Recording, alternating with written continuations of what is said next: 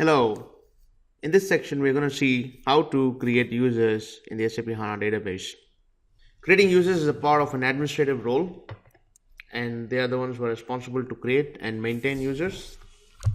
So you can create users from the security folder. You can go to security and you can go to users and you can right click on the users and you can click on new. So this panel opens up for you to create a user. You can give it a name. Let's call it training Copa. So here what we're going to talk about is the authentication. So you can program different kinds of authentication for a specific user.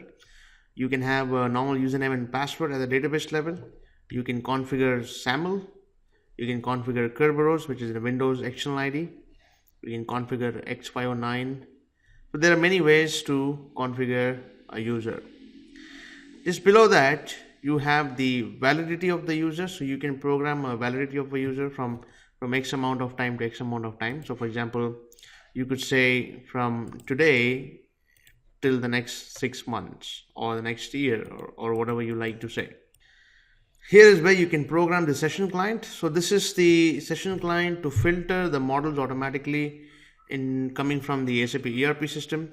So most of the client numbers are 800 and then 500, and it depends on the ERP system really.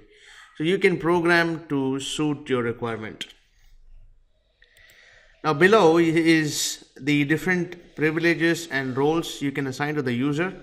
So you have roles here, and then you have different kinds of privileges which you can assign to the users. In the next topic, we will see how to work with the roles and privileges.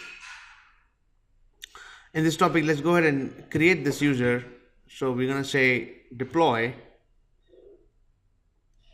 So we need to enter a password, and I completely forgot to do that. So let's enter a password, and it should comply with the policy.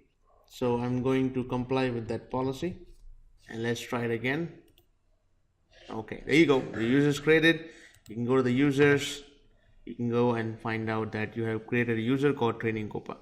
Now this user cannot do much because it does not have any roles and other privileges. We will see that in the next topic.